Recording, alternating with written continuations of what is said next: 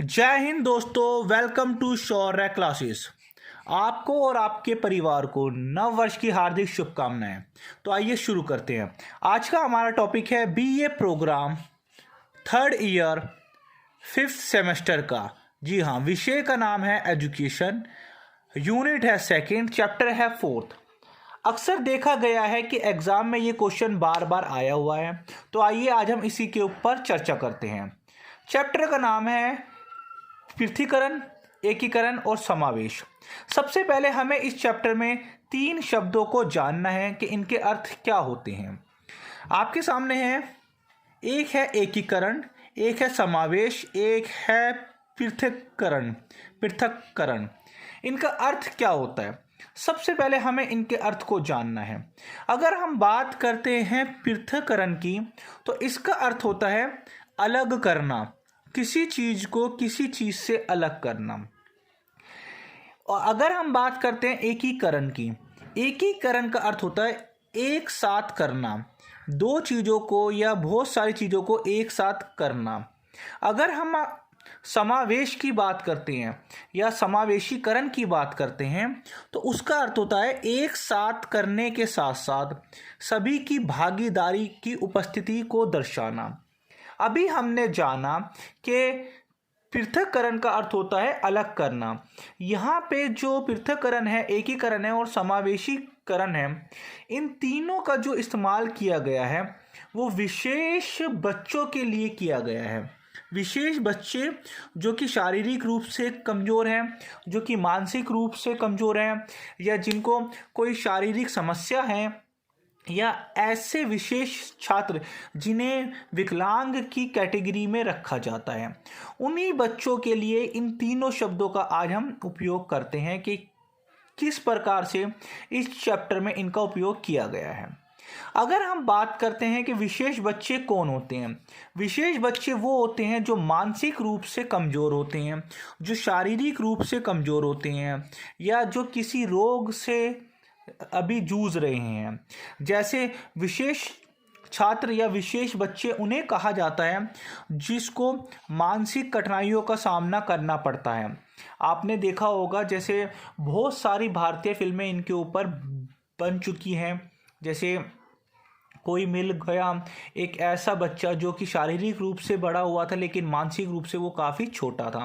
इसी प्रकार से हड्डी रोग संबंधी जो समस्याएं होती हैं, ऐसे बच्चे देखने को मिलते हैं जो कि जिनमें हड्डी से संबंधित कोई रोग होता है, जो कि विकलांग की कैटेगरी में जिनको रखा जाता है। ऐसे बच्चे जो कि सुनने में या फिर सुन पाने में असमर्थ होते हैं, उनको सुनाई नहीं देता, ठीक है। ऐसे बच्चे जिनको देखने में समस्या होती है या जिनको पूर्ण रूप से दिखाई नहीं देता, ऐसे बच्चे जिनको बोलने में समस्या होती है या वो बोल नहीं पाते, ऐसे अन्य प्रकार की समस्याएं इन विशेष बच्चों के अंतर्गत हम रखते हैं। तो हम कह सकते हैं कि समाज में इन विशेष बच्चों या विकलांग बच्चों के संबंध में शिक्षा किस प्रकार से की जानी चाहिए। आज हम इसी चैप्टर में ये जानने की कोशिश करते हैं कि जो विशेष बच्चे हैं, जो विकलांग बच्चे हैं, उनके लिए किस प्रकार की समाज शिक्षा मुहैया कराता है। तो सबसे पहले यहाँ पे जो ये तीन शब्द हैं, पहला है पृथक्करण या फिर पृथक्करण, हम इस पे चर्चा करते हैं। ये जो विशेष बच्चे हैं, भाई शुरुआती समय में क्या हुआ था, जब एजुकेशन का स्तर शुरू हुआ था, उस टाइम पे ऐसा माना यह गया कि जो विशेष बच्चे हैं, जो विकलांग बच्चे हैं, उनके लिए अलग से एजुकेशन सिस्टम होना चाहिए, उनके लिए अलग से विद्यालय होने चाहिए, उनके लिए अलग से स्कूल कॉलेज तथा उनके लिए अलग से सिलेबस होना चाहिए। अर्थात सरकार को और समाज को ऐसा लगता था कि भाई अगर इनको अन्य बच्चों से अलग करके इनका एजुकेशन कराया जाए तो शायद इनका अच्छा विकास हो सकता है। इसीलिए यहाँ पे शब्द का इस्तेमाल किया गया पृथक्करण या फिर अलग करना। पृथक्करण का अलग है और पृथक्करण का अर्थ है कि समाज के सामान्य बच्चों से इनको अलग करके इनके लिए विशेष प्रकार के स्कूलों को खोला जाए, उनमें विशेष प्रकार की शिक्षा तथा विशेष प्रकार की तकनीक के द्वारा विकलांग बच्चों को एजुकेशन प्रदान की जाए।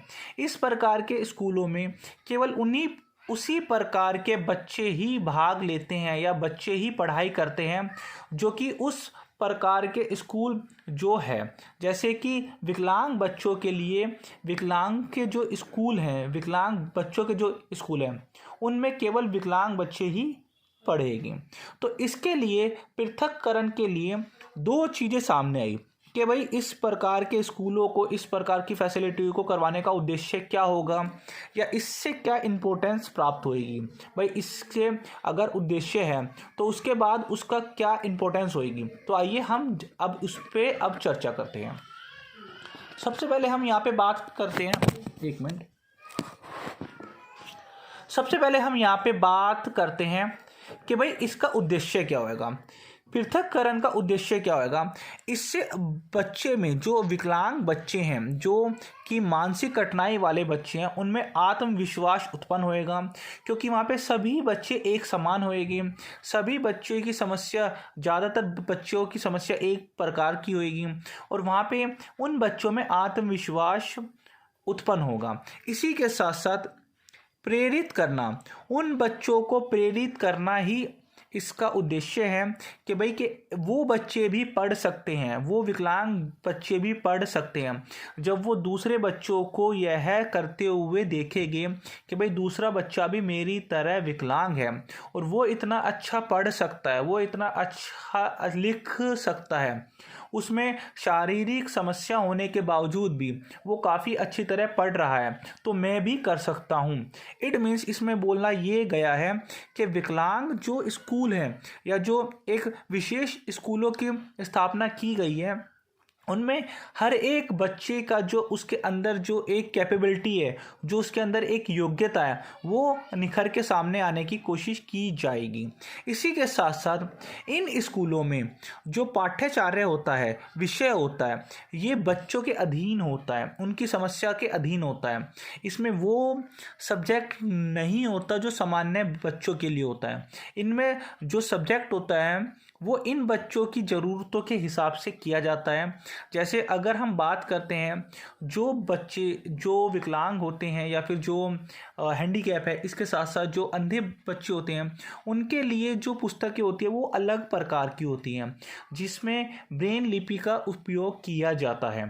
तो इन प्रकार के जो विषय होते हैं, इन प्रकार की जो पाठ्य पुस्तक होती है वो बच्चों के अनुरूप ही किए जाते हैं जिससे बच्चों का विकास हो सके।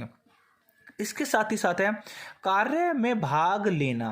जब इस प्रकार के पृथक्करण स्कूलों का उद्देश्य यह होता है कि भाई सभी बच्चे एक समान होते हैं वहाँ पे, क्योंकि सभी हैंडीकैप होते हैं, कोई किसी प्रकार का तो कोई किसी प्रकार का, ये सभी आपस में एक दूसरे के कार्य में भाग लेते हैं। इसी के साथ साथ है अगर इसकी इम्पोर्टेंस की बात हम करें तो इम्पोर्टेंस में सबसे पहले आ जाता है पृथक शिक्षा। इन बच्चों को जो एजुकेशन प्रोवाइड की जाती है वो अलग से होती है, अर्थात इनकी शिक्षा जो होती है वो अलग होती है दूसरे बच्चों की शिक्षा के मुकाबले। इसके साथ ही साथ है जब भाई अलग शिक्षा होगी तो इसका अर्थ है कि इनकी शिक्षा पे इन बच्चों की ज़रूरतों के हिसाब से समय के साथ साथ इनके जो पाठ्यचर्या हैं, जो इनको का सिलेबस है, उसमें परिवर्तन किया जा सकता है और वो सामान्य बच्चों के अनुसार जो पाठ्यचर्या या जो सिलेबस होता है उससे कम डिफ़िकल्टी, उससे कम कठिनाई वाला सिलेबस इनके पास होता है ताकि ये आसानी से अपने सिलेबस को, अपने पाठ्यचर्या को पढ़ सकें। इसके साथ साथ उचित शिक्षण, यहाँ पे जो इन बच्चों को जो अध्यापक पढ़ाते हैं, जो यहाँ पे शिक्षक होते हैं वो उचित होते हैं। उनको इन बच्चों को समझाने के लिए, पढ़ाने के लिए तथा इन बच्चों के साथ किस प्रकार का व्यवहार किया जाना चाहिए, इस प्रकार की ट्रेनिंग उन अध्यापकों को दी जाती है। इन प्रकार के स्कूलों में जो भी टीचर्स होते हैं वो अपने कार्य में, कौशल में तथा बच्चों की समस्या किस प्रकार की है उन समस्या का समाधान किस प्रकार का है तथा इन बच्चों के साथ किस प्रकार से कोऑपरेट किया जाना है, इन सभी चीज़ की उन अध्यापकों को ट्रेनिंग पहले दी जाती है। इनके लिए एक विशेष अध्यापक होते हैं जो बच्चों की हर एक छोटी से छोटी और बड़ी से बड़ी समस्याओं को समाधान करने का पूरा पूरा ख्याल उनका रखते हैं। इसके साथ साथ है प्रोत्साहित।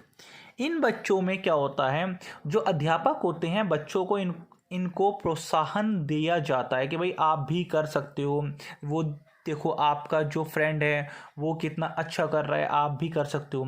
समय समय पर अध्यापकों के द्वारा, टीचरों के द्वारा इनको प्रोत्साहित किया जाता है कि आप भी समाज का अंग हो और आप भी यह कर सकते हो। इसी के साथ साथ इन बच्चों में नेतृत्व का कौशल किया जाता है। नेतृत्व कौशल का अर्थ है कि बच्चों में एक लीडरशिप की भावना को उत्पन्न किया जाता है कि आगे चल के इन बच्चों की शारीरिक समस्या इनके लीडरशिप के सामने ना आ पाए। इसीलिए बच्चों को शुरू से ही, स्कूल स्तर से ही बच्चों को एक लीडरशिप वाली क्वालिटी प्रदान की जाती है, इनके सिलेबस के अनुसार, इनके टीचरों के अनुसार, इनके विद्यालयों के अनुसार। इसी के साथ साथ बौद्धिक क्षमताएं, समय के साथ साथ इनकी बौद्धिक क्षमताओं में विकास किया जाता है। यहाँ पे ये मान के चला जाता है कि जो हैंडीकैप जो बच्चे हैं इनकी बौद्धिक क्षमता सामान्य बच्चों के मुकाबले में थोड़ी कम होती है, परंतु इनकी बौद्धिक क्षमता को विकास और विकसित किया जाता है खेल के माध्यम से, तकनीक के माध्यम से, सिलेबस के माध्यम से, अध्यापकों के माध्यम से, कॉन्फ्रेंस के माध्यम से, सामाजिक कारणों से, आर्थिक कारणों से, और स्कूल में ऐसे प्रकार का वातावरण बनाने की कोशिश की जाती है कि जिसमें बच्चा अपना बौद्धिक क्षमताओं का भरपूर इस्तेमाल कर सके। तो इसके बाद हम बात करते हैं आगे की। इसी के साथ साथ है इसमें पृथक्करण जो बच्चा होता है, जो पृथक्करण जो बच्चे होते हैं उनके लिए किस प्रकार का कौशल तथा उनके लिए किस प्रकार के स्कूलों की व्यवस्था की जानी चाहिए। इसमें क्या होता है, इसमें ऐसे अध्यापकों की नियुक्ति की जानी चाहिए जो कौशल तथा ज्ञान, जिनमें कौशल भरपूर हो तथा जिनमें ज्ञान भरपूर हो। इन प्रकार, अब ये जो सारे पॉइंट है ना, ये अध्यापक के लिए और जो विकलांग बच्चे हैं या जो कमज़ोर बच्चे हैं उन सभी के लिए हैं। जैसे ऐसे प्रकार के अध्यापक होने चाहिए जो अपने कौशल, जिनमें कौशल काफ़ी भरपूर हो, जिनका ज्ञान काफ़ी अच्छा हो। और इसी के साथ साथ जो विकलांग बच्चे हैं उनको अपने कौशल और अपने ज्ञान की जानकारी अधिक होनी चाहिए कि भाई हर एक बच्चे में कोई ना कोई ऐसी क्वालिटी होती है जो दूसरे बच्चों से वो अलग करती है। तो सभी बच्चों को यह चीज़ समझनी है कि उसके अंदर वो क्या खास क्वालिटी है जो कि वो दूसरों से अलग उसे करती है। इसी के साथ साथ यहाँ पे क्या होता है, अध्यापकों को सबसे पहले, जो टीचर्स होते हैं, सबसे पहले सामाजिक मिथकों को दूर करना चाहिए। सामाजिक मिथक ये हैं कि जैसे जो विकलांग बच्चे हैं, जो कमज़ोर बच्चे हैं, वो नहीं पढ़ सकते हैं। भाई पुराने सोच वाले जो व्यक्ति हैं उनका मानना है कि जो हैंडीकैप जो बच्चे होते हैं या जो विकलांग होते हैं या जो सामाजिक रूप से पिछड़े हुए हैं या जो आर्थिक रूप से पिछड़े हुए हैं, वो बच्चे नहीं पढ़ सकते, उनका विकास कम होता है, उनकी मानसिक जो क्षमता काफ़ी कम होती है, या वो उनमें इतनी क्वालिटी नहीं होती। तो सबसे पहले अध्यापकों को और समाज को इन सामाजिक मिथकों को दूर करना चाहिए और ये करना चाहिए कि भाई सभी बच्चे एक समान हैं, चाहे वो विकलांग बच्चा हो चाहे वो सामान्य बच्चा हो। जो पुरानी सोच थी उसको समाज को हटाना है। ये जो मिथक बना हुआ था कि केवल पूर्ण जो बच्चा होता है, सामान्य बच्चा, वही फर्स्ट आ सकता है या वही इंजीनियर बन सकता है या वही डॉक्टर बन सकता है, आजकल के समय में इसको तोड़ दिया जाना चाहिए। और विकलांग जो बच्चा है वो भी इंजीनियर बन सकता है, डॉक्टर बन सकता है। इसी के साथ साथ है पुराने समय पे लिंग के आधार पे, वर्ग के आधार पे, जाति के आधार पे, धर्म के आधार पे भेदभाव किया जाता था। यही समझा जाता था कि केवल ब्राह्मण का बच्चा ही पढ़ सकता है, क्षत्रिय का बच्चा ही पढ़ सकता है, वैश्य का बच्चा ही पढ़ सकता है, अमीर बच्चा ही पढ़ सकता है। SC ST OBC या जो गरीब जो बच्चा है या जो विकलांग जो बच्चे हैं वो नहीं पढ़ सकते, क्योंकि उनके लिए फैसिलिटीज़ नहीं है, उनको समाज पढ़ने नहीं देना चाहता। ऐसी पुरानी सोचों को अब दूर किया जाना चाहिए, ताकि किसी भी प्रकार का लिंग, क्या वो ही हो, क्या वो शी हो, क्या वो लड़का हो, क्या वो लड़की हो, या फिर कोई और हो, सभी को शिक्षा का अधिकार है और सभी अपने शिक्षा के माध्यम से अपने ज्ञान में विकास कर सकते हैं और अपने विश्वास को बढ़ा सकते हैं कि भाई ये कार्य मैं भी कर सकता हूँ। इसी के साथ साथ जो पिछड़ी जातियाँ थी, जिनको पहले समाज में पढ़ने का अधिकार नहीं दिया जाता था, अब वो जातियां भी पढ़ सकती हैं। इसीलिए ऊपर कहा गया है कि सामाजिक मिथकों को दूर करना, क्या वो आर्थिक मिथक हो, सांस्कृतिक हो, सामाजिक हो, धार्मिक क्यों ना हो। आप चाहो तो अपने पॉइंटों में इसका आंसर कर सकते हो। साथ के साथ है बच्चों में सकारात्मक दृष्टिकोण को विकसित करना। इसमें बताने की कोशिश की गई है कि हर एक बच्चे में मोटिवेशन की को देना जरूरी है, ताकि वो सकारात्मक रूप से अपना विकास कर सके।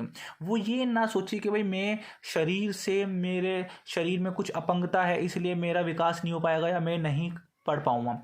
हर एक बच्चे को ये सकारात्मक दृष्टिकोण अपनाना चाहिए और समाज को और टीचरों को उसको ये मोटिवेट करना चाहिए। कोई बात नहीं, अगर आप में ये समस्या है तो आप में ये क्वालिटी है, आप इस क्वालिटी से अपने और विकास कर सकते हो।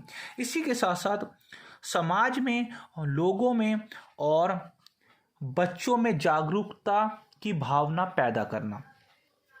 जो पृथक स्कूल्स होते हैं उनके लिए लोगों को जागरूक करना। जैसे हर व्यक्ति दूसरे से अलग है, यहाँ पे हर एक बच्चा दूसरे बच्चे से अलग होता है, हर एक बच्चे की समस्या दूसरे बच्चे की समस्या से अलग होती है। जो ऐसे स्कूल होते हैं, जो विशेष स्कूल होते हैं, उसमें हर एक बच्चे की समस्या दूसरे से अलग हो सकती है, हर एक बच्चे की क्वालिटी दूसरे से अलग हो सकती है। तो यहाँ पे टीचरों का जागरूक होना बहुत अनिवार्य है कि किस बच्चे की क्या समस्या है, किस बच्चे में क्या क्वालिटी है। इसी के द्वारा, जागरूक होने के द्वारा ही जो प्रशिक्षित टीचर हैं, जो प्रशिक्षित कर्मचारी हैं, उस स्कूल में जो भी टीचर्स होएंगे, जो भी स्टाफ होएगा, उनको वो खास किस्म की ट्रेनिंग दी गई होएगी, ताकि वो बच्चे के व्यवहार को समझ के उन बच्चों के साथ वार्तालाप कर सके, उन बच्चों की समस्याओं को सोल्व कर सके। इसी के साथ साथ प्रत्येक व्यक्ति का हित होना चाहिए। यहाँ पे टीचर को विशेष ध्यान देने की आवश्यकता है कि जो भी बच्चा है, ऐसा नहीं कि एक बच्चे पे फोकस किया जाए, नहीं, जो ज़्यादा हैंडीकैप है उसके लिए और जो कम हैंडीकैप है, हर एक बच्चे की उनकी आवश्यकताओं के अनुसार हर एक बच्चे को एक समान सीख देनी चाहिए और उनको हर एक बच्चों का हित देखना चाहिए। इसी के साथ साथ है इसमें कुछ अलग पॉइंट भी है, जैसे पारस्परिक कौशल।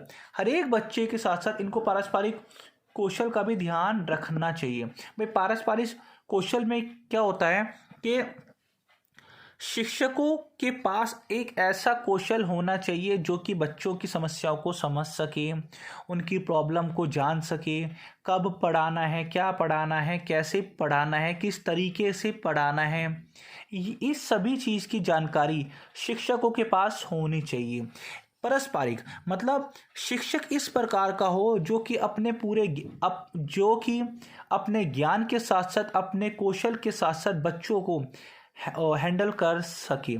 इसी के साथ साथ शिक्षक को ये पता होना चाहिए कि बच्चों में कौन सी चुनौतियां हैं तथा उनको किस प्रकार से समझा जा सकता है और किस किस बच्चे में किस प्रकार से तालमेल स्थापित किया जाना चाहिए। इसके साथ साथ है जो भी अगर टीचर है उसमें धैर्य तथा विनम्रता अधिक आवश्यक है, क्योंकि इस प्रकार के स्कूल में जो टीचर्स होते हैं वो काफ़ी धैर्यवान होने चाहिए, काफ़ी विनम्र होने चाहिए और उन अध्यापकों को, उन टीचरों को बच्चों की माता और पिता के साथ समय समय पे सलाह लेनी चाहिए कि बच्चा स्कूल के जाने के बाद उसका जो घर है उसमें किस प्रकार का व्यवहार होता है, बच्चे की समस्या क्या है, उनकी माता से पूछे, पिता से पूछे, ताकि हर एक छात्र की ज़रूरतों के हिसाब से उनकी शिक्षा को पूरा किया जा सके। बस ज़्यादा बड़ा नहीं है, पूरे चैप्टर है, काफ़ी बड़ा था। तो अगर आपको ये वीडियो पसंद आए तो प्लीज़ लाइक ज़रूर कीजिएगा, शेयर ज़रूर कीजिएगा और कमेंट ज़रूर कर दिया करो यार। आप लोग कमेंट नहीं करते, आपके कमेंट हमारे लिए मोटिवेशन का कार्य करते हैं। इसके साथ साथ है शैक्षणिक कौशल अध्यापकों के लिए। भाई ये पुराने ही पॉइंट है, आप चाहो तो अपने पॉइंटों में लिख सकते हो कि भाई ऐसे टीचर अपॉइंट किए जाने चाहिए विशेष स्कूलों में जिनको जो अपने रूप में जिनके पास शिक्षा के साथ साथ उनके पास कौशल हो।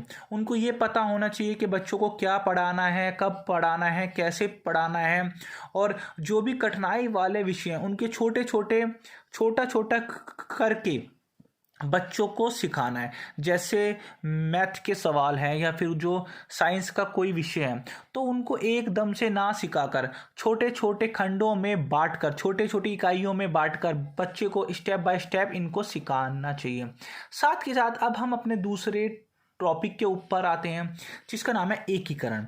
अब एकीकरण में ये बोला हुआ है कि भाई एक प्रकार के ऐसे स्कूल थे जहाँ पे ऐसे बच्चे ही पढ़े जहाँ जो हैंडीकैप हो, जो समाज में जो विकलांगता की श्रेणी में आए। अब सरकार ने क्या बोला है कि ऐसे स्कूल होने चाहिए जो कि एकीकरण को लेके चले। अर्थात एकीकरण का अर्थ है एक साथ साथ करना, अर्थात बच्चों का एकीकरण। इस प्रकार के स्कूलों में जो सक्षम बच्चे हैं, जो असक्षम बच्चे हैं, जो सामान्य बच्चे या जो असमान जो बच्चे हैं, या विकलांग जो बच्चे हैं, या जो समस्याग्रस्त जो बच्चे हैं, इन सभी बच्चों को एक ही स्कूल में डाल देना, इन सभी बच्चों का एजुकेशन एक साथ कराया जाना। इस प्रकार के स्कूलों को एकीकरण स्कूलों के नाम से जाना जाता है। इस प्रकार की व्यवस्था को एकीकरण शिक्षा व्यवस्था के नाम से जाना जाता है। एकीकरण शिक्षा व्यवस्था उस शिक्षा व्यवस्था को कहा जाता है जिसमें सामान्य, असामान्य, सही बच्चे, विकलांग बच्चे, समस्या से ग्रस्त जो बच्चे हैं, ये सभी बच्चे एक साथ स्कूल में पढ़ते हैं। इन एकीकरण के लिए क्या क्या होता है, ये 4 प्रकार के इसमें घटक हैं। जैसे एक साथ विद्यालय में रखा, अभी मैंने आपको बताया एकीकरण का अर्थ होता है एक साथ विद्यालय में रख कर पढ़ाया जाए, जो कि 4 प्रकार के कार्यों को पूरा करते हैं, 4 प्रकार के घटकों को पूरा करते हैं। जो कि 4 प्रकार के कौन से हैं? इन जो एकीकरण शिक्षा का उद्देश्य क्या है, एकीकरण शिक्षा का महत्व क्या है, ये 4 प्रकार से किया जा सकता है। पहले शारीरिक एकीकरण।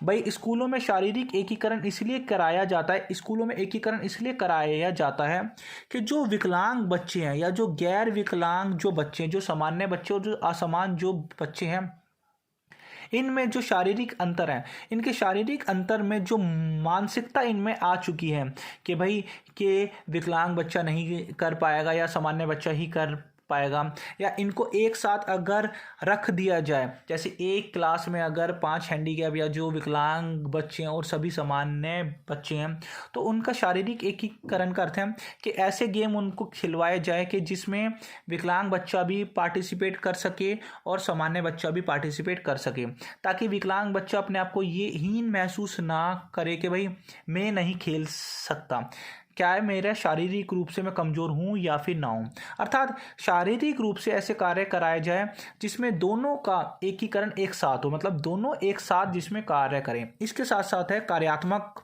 एकीकरण। कार्यात्मक एकीकरण का अर्थ है स्कूल में अध्यापकों के द्वारा, टीचरों के द्वारा बच्चों से ऐसे कार्य कराए जाते हैं या ऐसी व्यवस्था या ऐसी गेम्स खिलाई जाती है कि जिसमें कार्यात्मक एकीकरण देखने को मिले कि वो कोई भी अगर कार्य कर रहे हैं, जैसे स्कूलों में हाउसेस होते हैं, जैसे स्कूलों में जैसे गांधी सदन है, लोटस सदन है, किसी स्कूलों में ये फ्लावर्स के नाम के रूप में सदन होते हैं, किसी स्कूलों में जो फ्रीडम फाइटर हैं उनके नाम पे सदन होते हैं।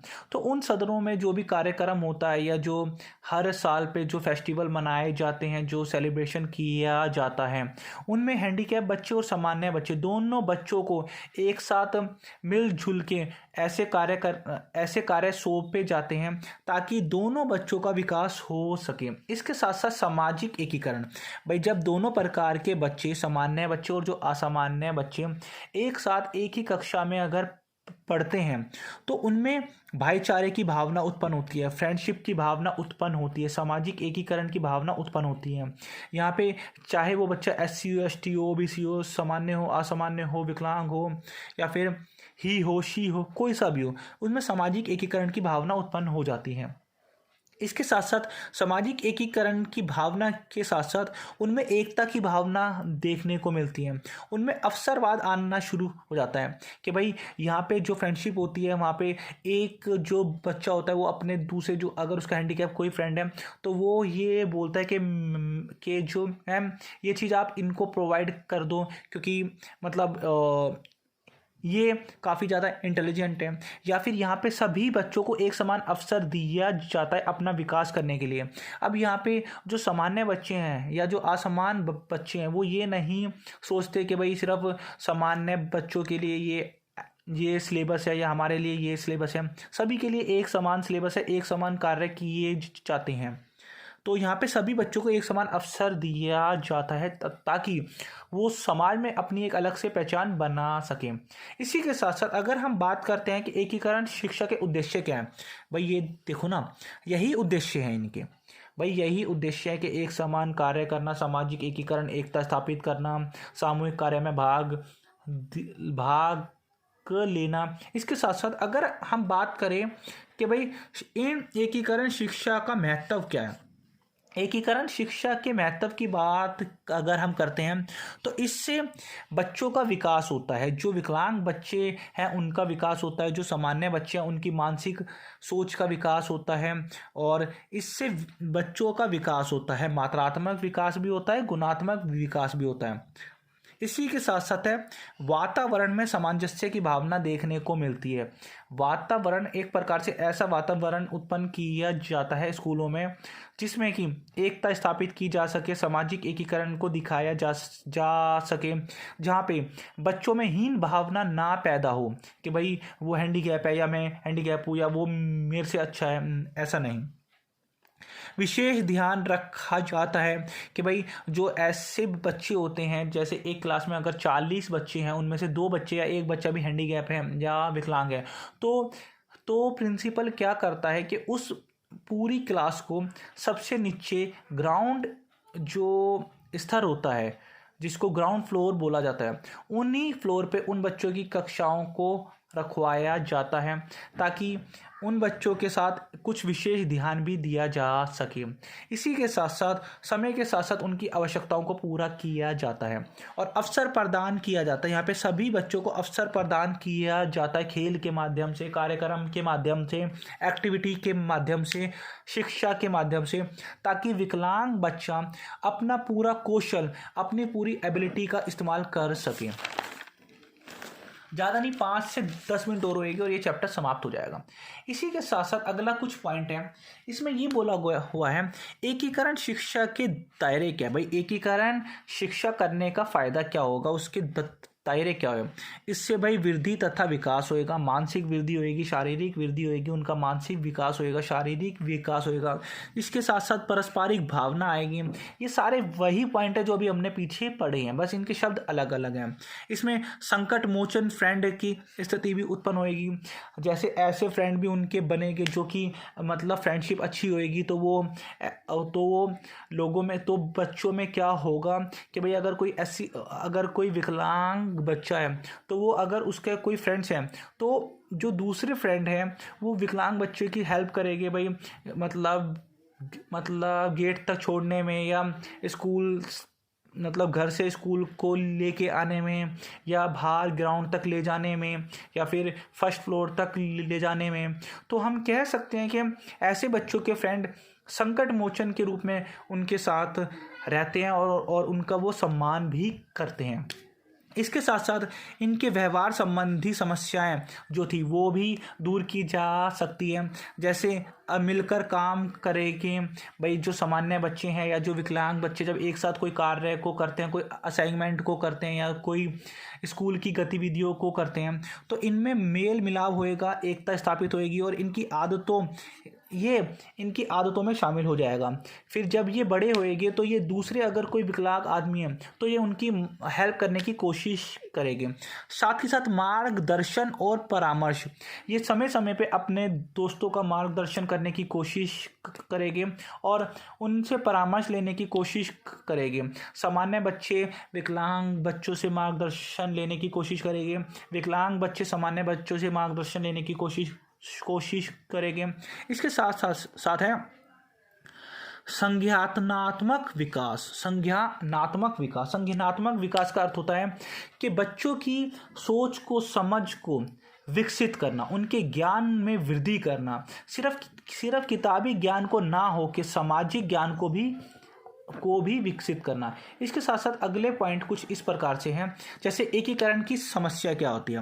भाई एकीकरण, जो अगर एक साथ इन बच्चों को स्कूलों में रखा जाए या एक साथ स्कूलों की व्यवस्था की जाए जहाँ पे सामान्य बच्चे और जो विकलांग बच्चों का एक ही स्कूल अगर कर दिया जाएगा तो इसमें कुछ समस्या देखने को भी मिलती है, जैसे संसाधनों और कक्षाओं का अभाव। अब भाई नीचे ग्राउंड फ्लोर पे इतने सारी कक्षा तो नहीं कर सकते कि जिसमें सभी बच्चों को एक साथ ही मतलब बिठाया जा सके। इसके साथ साथ है संसाधनों का अभाव, साथ ही साथ है अध्यापक शिक्षकों का अभाव और प्रधानाध्यापक शिक्षक की ओर से पहल का अभाव।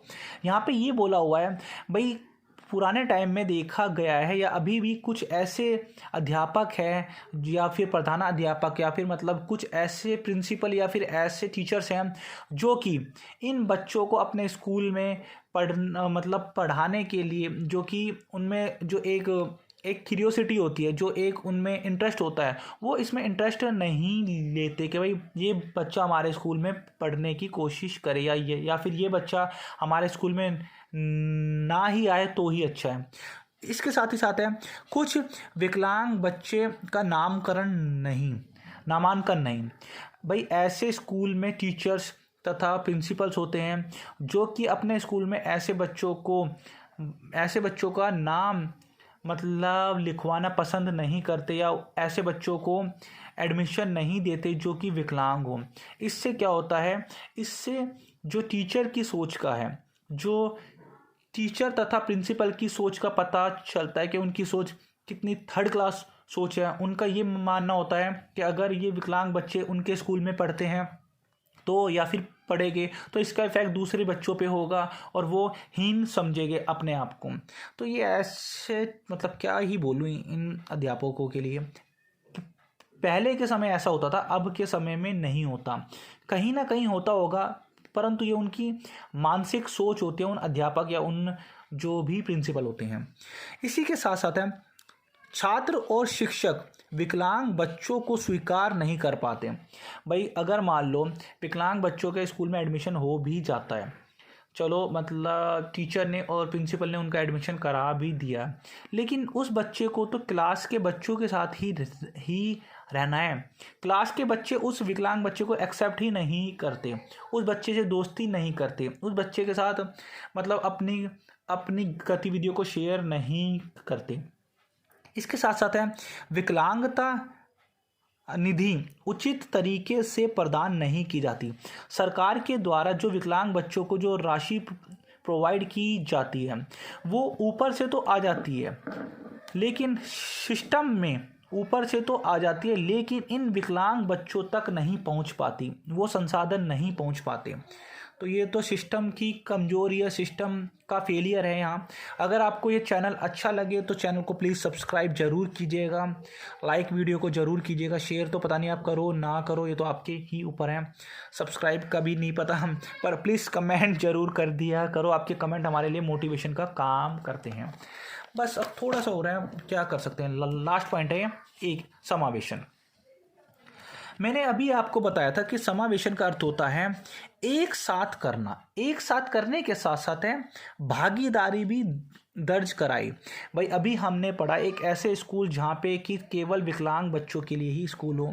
फिर हमने पढ़ा एकीकरण वाले स्कूल, ऐसे विद्यालय जहाँ पे विकलांग के साथ साथ सामान्य बच्चे भी एक साथ ही पढ़ सकें। अब हम बात करें समावेशीकरण की। समावेशीकरण एकीकरण का एक अगला अपडेटेड वर्जन है, अर्थात एक साथ पढ़ने के साथ साथ सभी बच्चों की भागीदारी उपस्थित होनी चाहिए, सभी बच्चों का एक समान विकास किया जाना चाहिए। यहाँ पे भागीदारी पे फोकस किया गया है। ऐसा नहीं है कि सिर्फ विकलांग बच्चों और सामान्य बच्चों को एक साथ पढ़ा दिया जाए, बस सिर्फ पढ़ाने से नहीं होएगा। विकलांग बच्चों का इंटरेस्ट पैदा करना पड़ेगा पढ़ाई में, उनको सुविधा प्रदान करनी पड़ेगी, उनके लिए वो सभी चीज़ देनी पड़ेगी जो कि एक सामान्य बच्चों के लिए होती हैं। इसके साथ साथ इन बच्चों के लिए विशेष अधिकार तथा विशेष शिक्षा का भी प्रावधान करना चाहिए। इसीलिए जब भी आपने 11th 12th 6th 7th के एग्ज़ाम अगर दिए हैं तो या जो बोर्ड के एग्ज़ाम होते हैं तो बोर्ड के क्वेश्चन पेपर में आपने कहीं कहीं पे देखा होगा कि ये वाला प्रश्न केवल जो अंधे जो बच्चे हैं या जो विकलांग बच्चे हैं उन्हीं के लिए हैं, ताकि वो बच्चे आसानी से अपने स्कोरों को प्राप्त कर सकें। इसी के साथ साथ है समान शिक्षा प्राप्त करना। भाई समावेशीकरण का अर्थ है सिर्फ शिक्षा देना ही नहीं है, शिक्षा देने के साथ साथ उनको उचित मूल्य भी देना, उनको कर्तव्य बताना, उनको नैतिकता सिखाना, उनको समाज में जो अधिकार है उनको सभी चीज़ प्रोवाइड करना, उनको उनके हक दिलाना। समावेशी शिक्षा की अगर हम बात करें तो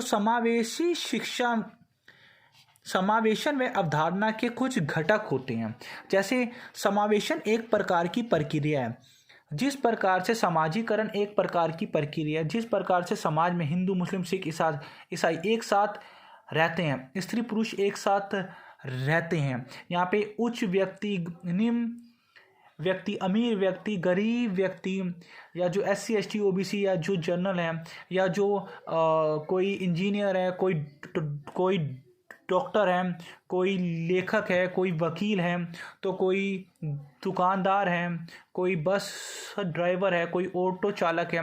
जिस प्रकार से समाज में ये सभी, पूरे समाज में इन सभी का समावेशीकरण है, इन सभी को एक्सेप्ट किया हुआ है, उसी प्रकार से एजुकेशन में भी इन समावेशीकरण होना चाहिए। सभी प्रकार के बच्चे को, क्या वो किसी जाति के हो, किसी धर्म के हो, किसी भी कास्ट के हो, किसी भी लिंग के हो, सभी का समाज में उस स्कूल में समावेशीकरण होना चाहिए, ताकि उनका विकास किया जा सके, उनका मानसिक विकास किया जा सके, शारीरिक रूप से विकास करा जा सके, मात्रात्मक वृद्धि की जा सके, गुणात्मक वृद्धि की जा सके। बहुत सिंपल है, आप अपने शब्दों में भी कर सकते हो। इसी के साथ साथ है बाधाओं की पहचान करके उनको दूर करना। समावेशी शिक्षाकरण का मेन बेसिकली ये अर्थ है कि भाई जो भी समय समय पे बाधाएं आ रही हैं उनकी पहचान करना और उनको दूर करना। यहाँ पे स्कूलों में टीचरों को, अध्यापकों को ये चीज़ को जानना पड़ेगा कि भाई जो सामान्य बच्चे के साथ जो विकलांग बच्चे अगर पढ़ रहे हैं तो विकलांग बच्चों की क्या क्या बाधाएं आ रही है उनके सामने, उनको दूर करना। इसी के साथ साथ है सभी छात्रों को की भागीदारी उपस्थित करवाना, भागीदारी को प्रदान करना, साथ के साथ उपलब्धियां, जैसे स्कूल में समय समय पे ऐसे खेलों को आयोजित किया जाना चाहिए, समय समय पे ऐसी एक्टिविटी की जानी चाहिए जिसमें सभी प्रकार के बच्चे अपनी भागीदारी उपस्थित करवा सकें। अगर कोई हैंडीकैप अगर कोई बच्चा है तो उसके लिए मतलब कोई इंडोर वाले गेम या इंडोर वाले कार्यक्रम प्रोवाइड कराएं, या फिर आउटडोर वाले कार्यक्रम प्रोवाइड कराए जाएं, साइंस के कुछ एक्टिविटी कराई जाए साइंस विषय से संबंधित, या फिर मैथ विषय से संबंधित, या फिर आर्ट विषय से संबंधित, या फिर किसी न किसी प्रकार के कंपटीशन कराए जाने चाहिए, ताकि सभी बच्चों की भागीदारी उसमें देखने को मिले। इसी के साथ साथ है, अगर हम समावेशी शिक्षा के उद्देश्यों की बात करते हैं, उद्देश्यों की बात। तो अगर हम उद्देश्यों की बात करते हैं तो उसमें है भाई, इन समावेशी स्कूलों का फ़ायदा होगा क्या? इससे भाई शिक्षा की गुणवत्ता में विकास होएगा, अच्छी शिक्षा मिलेगी।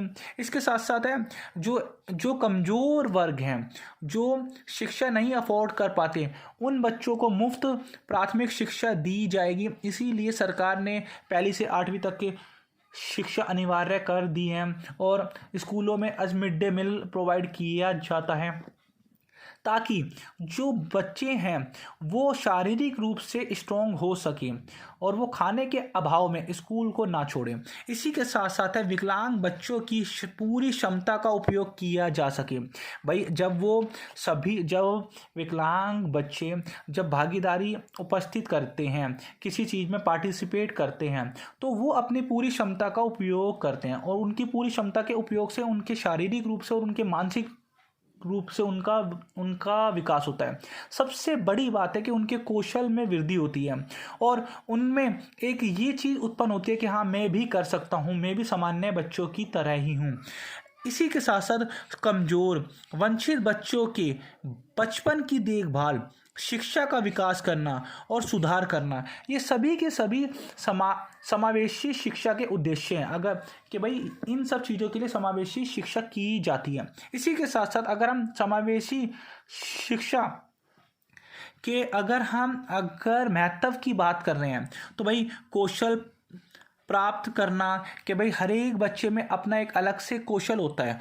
हर एक बच्चे के कौशल को निखारना, उनकी रचनात्मक सोच को बढ़ावा देना, ये समावेशी शिक्षा के महत्व हैं।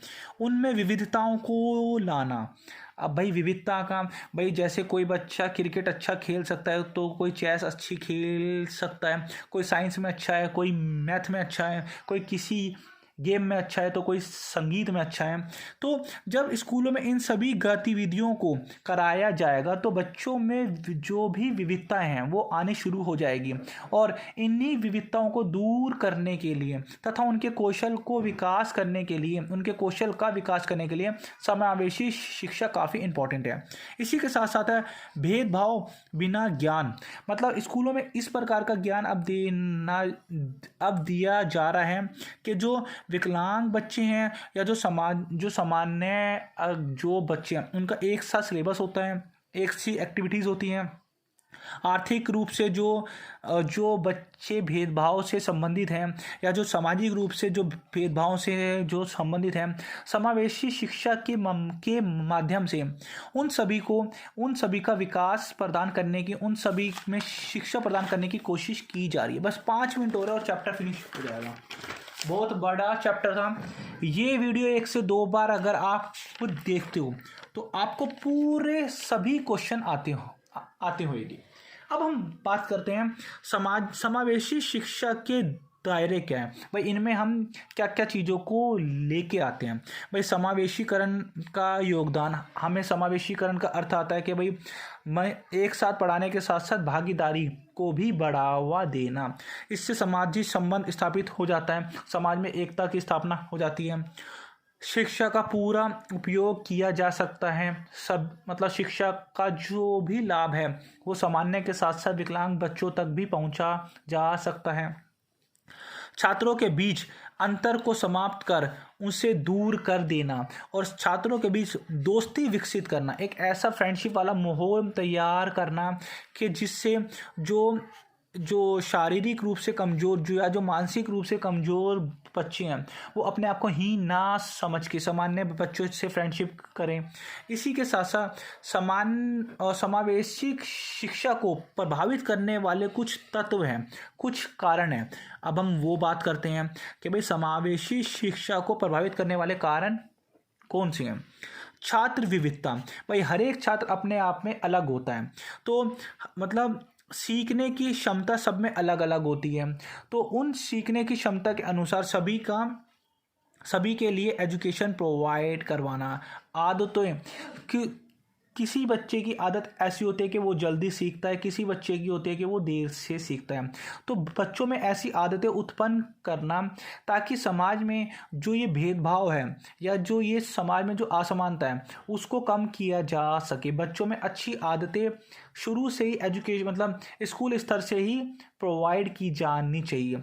बच्चों की रुचियाँ उनकी रुचियाँ उनके विषय के अनुसार ही होनी चाहिए। कोई बच्चा साइंस में अच्छा है, कोई बच्चा विज्ञान में अच्छा है, कोई बच्चा गणित में अच्छा है, कोई बच्चा सिंगिंग में अच्छा है, कोई बच्चा खेल में अच्छा है। तो कोई बच्चा अगर किसी फील्ड में भी अच्छा है तो उसकी रुचि के हिसाब से उसके कौशल में वृद्धि करनी चाहिए। इसके साथ साथ है शिक्षक तैयारी। इसमें शिक्षक को इस प्रकार की तैयारी करनी चाहिए कि भाई शिक्षक को पहचान करनी चाहिए कि भाई कौन सी बाधाएं या कौन सी समस्या इन बच्चों के सामने आ रही हैं। इन बच्चों के सामने जो भी समस्या है उसका समाधान किया जाना चाहिए। शिक्षक को सभी बच्चों की भागीदारी उपस्थित कराई जानी चाहिए। भाई पहले टाइम में क्या होता था, कुछ ऐसे शिक्षक या ऐसे टीचर होते थे जो बस जो अपनी क्लास में बस 5-6 बच्चों पे ज़्यादा फोकस करते थे और बच्चों का इतना ध्यान नहीं रखते थे।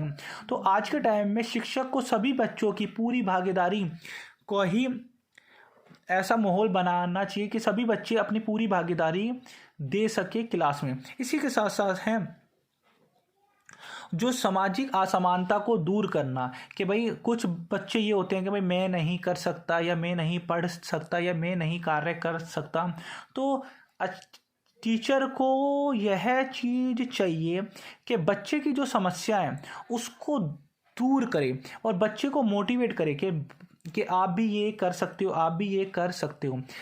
इसी के साथ साथ एक टीचर को विनम्र होना चाहिए और धैर्य रखना चाहिए ताकि वो बच्चे की समस्या अगर बार बार भी आ रही है या बच्चा बार बार भी अगर कोई भी प्रॉब्लम करता है, कोई भी मिस्टेक करता है, तो जो टीचर है वो काफ़ी धैर्यपूर्वक तरीके से बच्चे की समस्या को सुलझाए।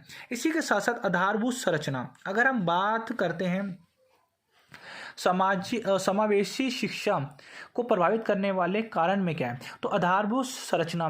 भाई आधारभूत संरचना के संसाधनों का अभाव, अगर संसाधनों का अभाव होगा तो स्कूलों में समावेशी शिक्षा आसानी से नहीं दी जा पाएगी। इसीलिए आज भी बहुत सारे स्कूल ऐसे जहाँ पे खेल के मैदान की कमी है, जहाँ पे शांत वातावरण भी नहीं है, जहाँ पे हवादार कक्षाएं भी नहीं हैं, जहाँ पे खुले मैदान भी नहीं हैं। तो आधारभूत संरचना प्रदान करना या फिर हम कह सकते हैं कि संसाधनों की उपलब्धता को कराना, यही समावेशी शिक्षा को प्रभावित करने वाले कारक हैं कि भाई अच्छे स्कूल प्रोवाइड किए जाएं या खेल के मैदान प्रोवाइड किए जाएं, संसाधनों को प्रोवाइड किए जाएं, शांत ऐसे वातावरण वाले स्कूल होने चाहिए, हवादार कक्षाएं होनी चाहिए और सभी प्रकार की सुविधाएं होनी चाहिए, अलग से वॉशरूम होना चाहिए। इसी के साथ साथ है अंत में है मूल्यांकन प्रणाली।